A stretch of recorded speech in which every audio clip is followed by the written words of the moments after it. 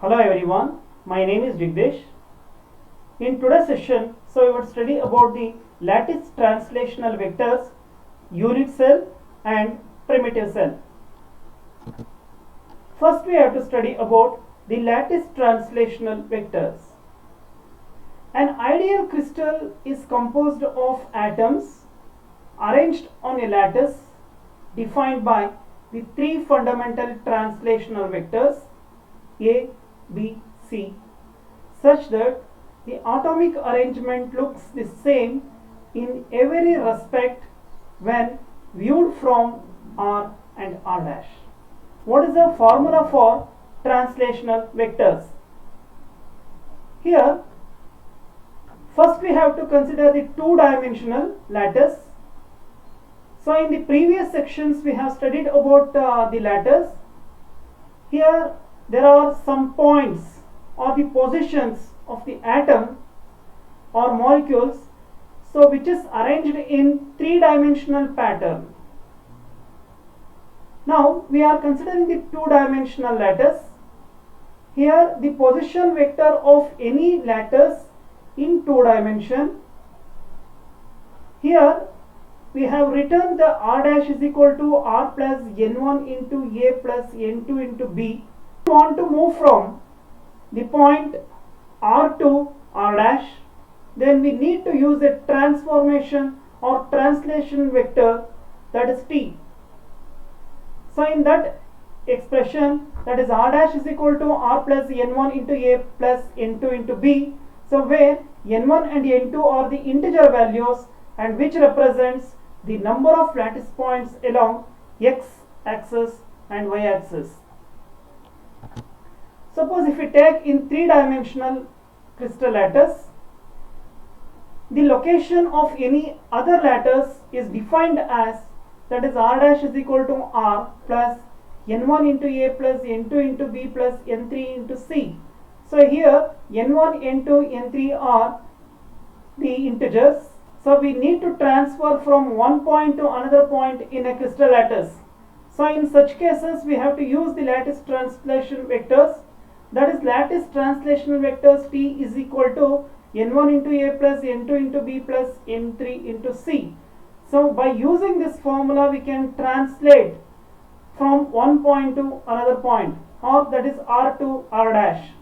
So let us take an examples to explain the lattice translational vector. So if we want to move from the point P to point Q, so how to move from point P to point Q? So that is, we need a translational vector. So that translational vector, so we already defined this as, that is T is equal to N1A plus N2B. Here, so where N1 and N2 are integers and A and B are the length of the unit cell, or we can call it as, that is the lattice parameters, or here there is the translational vectors. The distance between the two lattice points or the length of a unit cell, so we have taken it as, this is A. And along y direction, so we can take this as B. From here to here, so we need a translational vector, that is T. Easily we can define this, the T is equal to 1 into A, that is 1 into B. There is only one A and only one B. So in this structure we have one point at the middle. If we want to move from the point P to point Q, how it is? Here, so we know that from here to here the distance is A, from here to here the distance is B, but we need to move to this point, so which is off distance from the reference point P. Here to here, so we have A by 2. Here to here, so we have A by 2, sorry, B by 2. So this distance is A by 2 and this distance is B by 2. Here the translational vector can be written as, that is, half into A plus half into B. But the translational vector formula says that n1 and n2 are integers, so they are not fractional numbers. It means that, so we can write it as, that is 1 point A by 2 and 1 into B by 2. So this is the translational vectors in two-dimensional lattice. Take this as a point A and this is the point B. Now we want to move from the point A to B in a crystal lattice. First we have to choose the origin. Take it as this is the origin O. From here to here, so we can draw a line.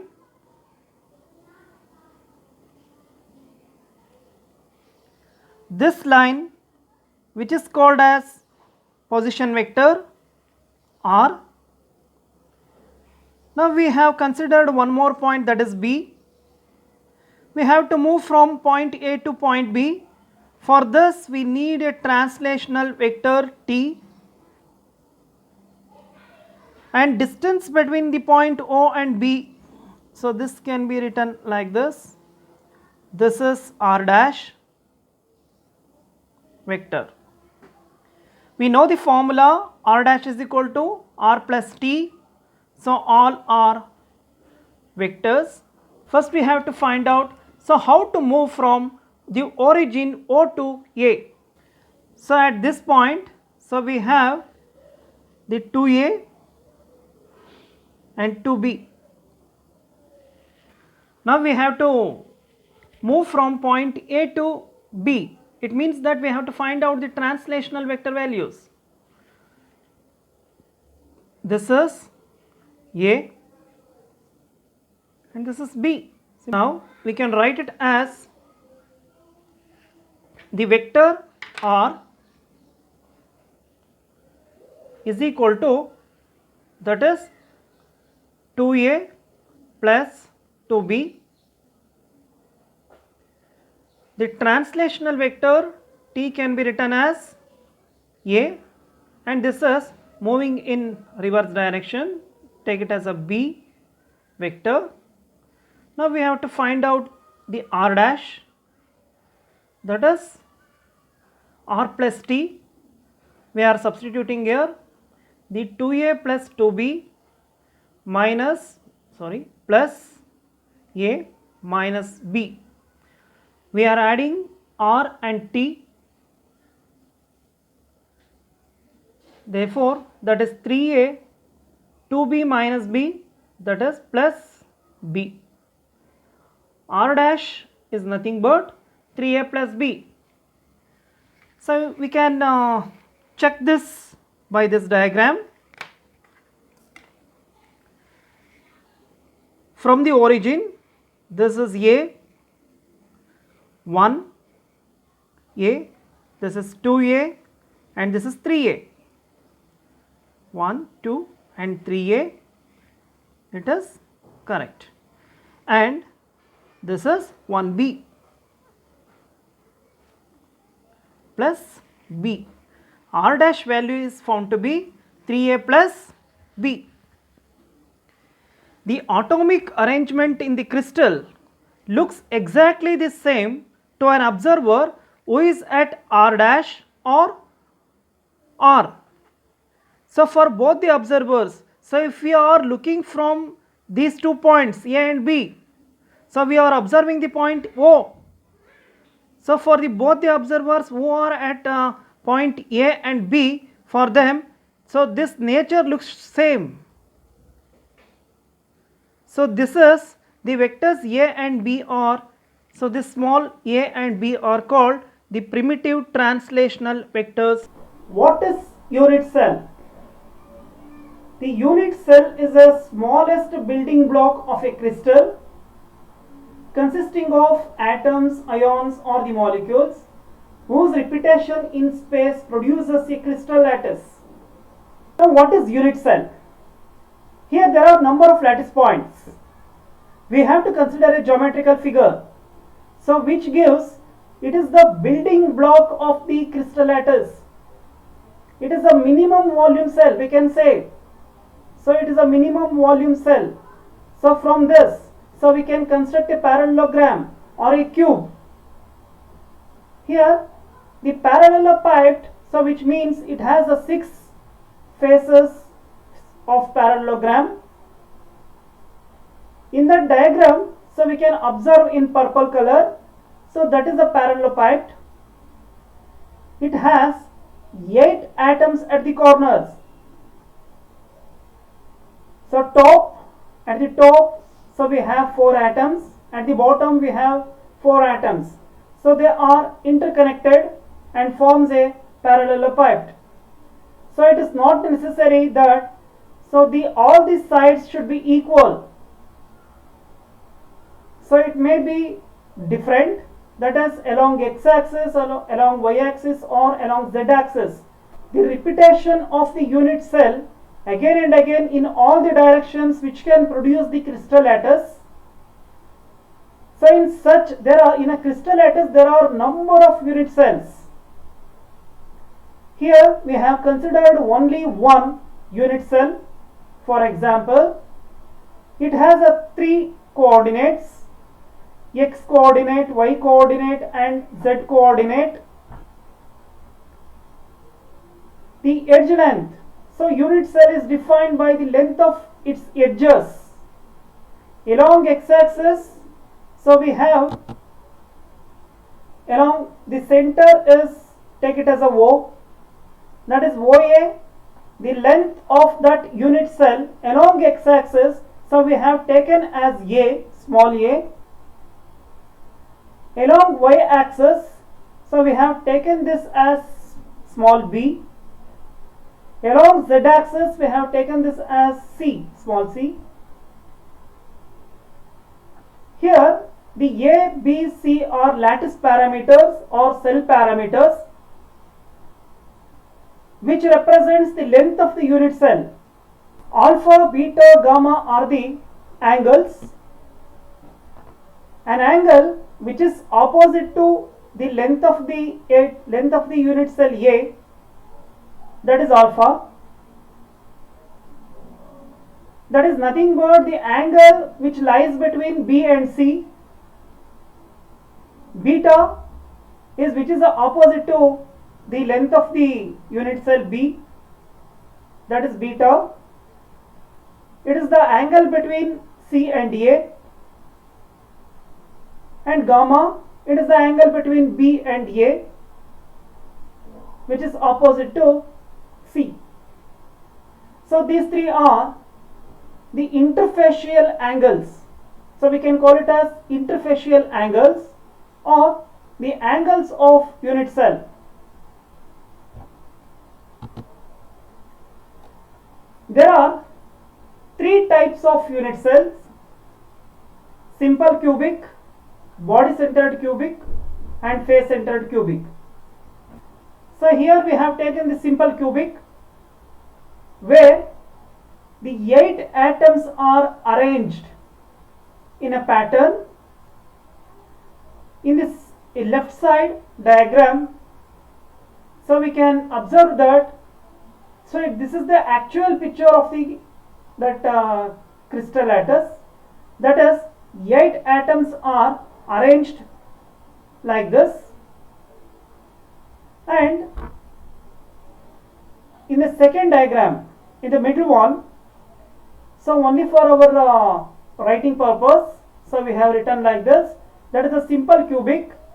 It has 8 atoms at the corners. So this is called as simple cubic. In simple cubic, the sides or length of the unit cell that is A, B and C, all the three are equal, but it is not necessary to be equal, but in a cubic all A, B, C, all the three lattice parameters are said to be equal. Second one is body centered cubic unit cell. Here the unit cell, it contains not only the 8 atoms, it has one more extra atom here. So what we are observing in pink color, so in pink color we have a central atom, so which interacts with all the 8 atoms which are at the corners. And what is the face centered? The face of the unit cell. In a cube, so it has 6 faces. Each face is having 4 atoms at the corners. So we can say this is the face of the unit cell. So there are the 4 atoms at the corners, and there is middle one at the center, so it has one extra atom at the center. So in each face it has extra atom at the center. A cubic has the 6 faces. In all the 6 faces it has a central atom. So this is called as the face centered cubic.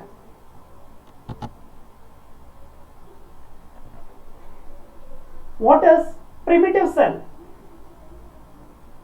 Here the primitive cell is a type of a unit cell itself. It is a minimum volume unit cell. It's a primitive cell. There is no any lot of a difference between the unit cell which is in simple cubic form, but there is only one difference, there is no any other option for primitive cell. Here the primitive cell, it means a cube or a parallelepiped, so which has the 8 atoms at the corners. So we can observe, so this is the primitive cell which has only 8 atoms at the corners or the edges. There is no any other options for primitive cell. It is the minimum volume cell of a unit cell. Here the A, B, C are called the primitive axis. So what we called this as a lattice parameter. The same sides of the unit cells is represented as primitive axis. The volume of this parallelepiped can be represented as V is equal to A into, there is a dot, it is a dot product, B cross C. So we can interchange. So we can also write it as A cross B dot C. Is it primitive? Here we have considered an example of a body centered cubic cell. In body centered cubic, there are 8 atoms at the corners, but there is one more atom which is at the center. It means that, so this is not a primitive. Next, if we consider the face centered cubic, is it primitive? Absolutely, it is no. In primitive cell, we need to know what is the number of atoms in a unit cell. Crystal lattice is made up of number of unit cells. Each unit cell is touching a number of unit cells. Each lattice point is occupied by the one constituent particle. There is no any doubt in that. For one lattice point, so we have one atom. Thus, a constituent particle present at the lattice point may be shared by the number of unit cells. What does the number of unit cells means? How the atoms are shared with others. So we need to see this. In the primitive cubic unit cell, here there are 8 atoms. The 8 atoms are present in a simple cubic unit cell. There are 4 atoms at the top and there are 4 atoms at the bottom. So this is a primitive cell which has the 8 atoms at the corners. So each atom is shared with left side, right side unit cell. So forward, backward, up and down. So it's shared with all the unit cells. Each atom in a unit cell is shared with the 8 other unit cell atoms. So in this diagram, so we can observe that each atom is shared with the 8 other unit cells atoms. The contribution of that atom in that particular unit cell is only 1 by 8. So we have to divide this unit cell into 8 equal parts. So after that we will get only 1 by 8 part of that atom is contributing to that particular unit cell. It means that, so we can write it as there are 1 by 8 atom to each unit cell. The number of atom in one simple cubic cell can be written as 1 by 8 into 8. What is this 8? Here in a unit cell there are 8 atoms. Each atom contributes to that unit cell is 1 by 8. That is 1 by 8 plus 1 by 8 plus 1 by 8. 8 times we have to add, or 1 by 8 into 8. 8 get cancelled, or by adding 1 by 8 8 times, so we will get 1. It means that in a simple cubic cell, the number of atoms or number of atom contributing to this particular unit cell is only 1. Therefore, the simple cubic cell contains only 1 atom. In body-centered cubic, we know that there are the 8 atoms at the corners. There is a one central atom at the center. From the previous simple cubic explanations, we know that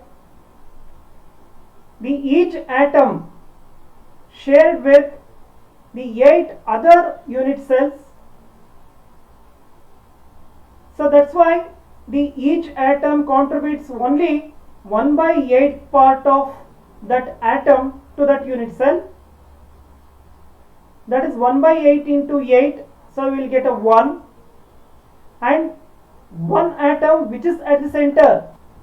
The whole atom is contributing to only to that particular unit cell. Here we can write it as the atom is 1 for 8 distribution of that 8 corner atoms, plus 1 which is at the center. Therefore, the body-centered cubic cell contains 2 atoms.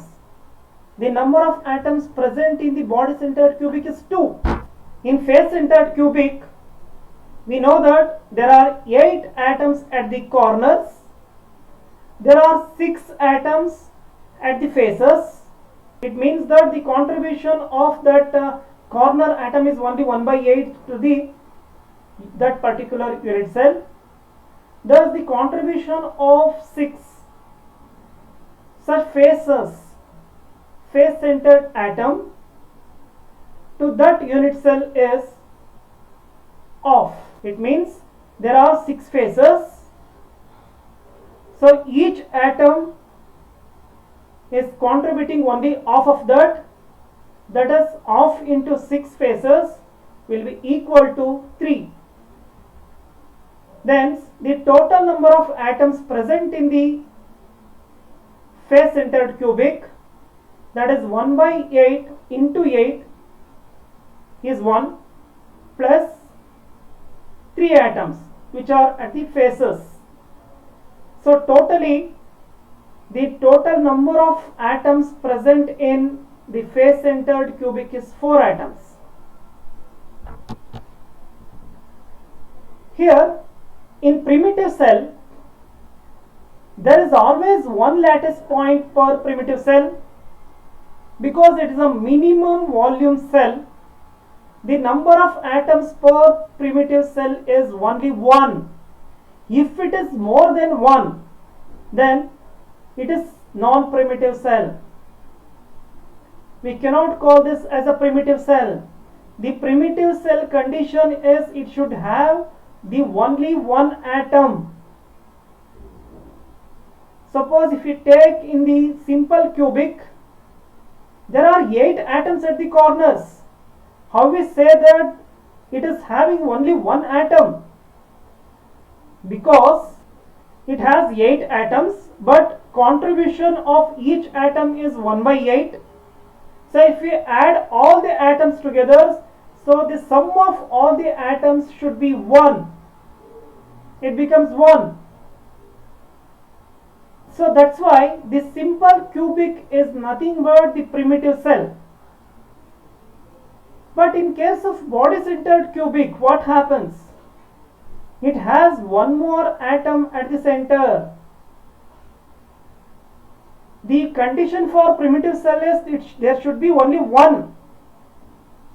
Therefore, the body centered cubic is a non-primitive cell. Obviously, the face centered cubic is not having only one atom. It has a number of atoms in the face centered cubic is 4 atoms. So therefore, the face centered cubic is also a non-primitive cell. Thank you all.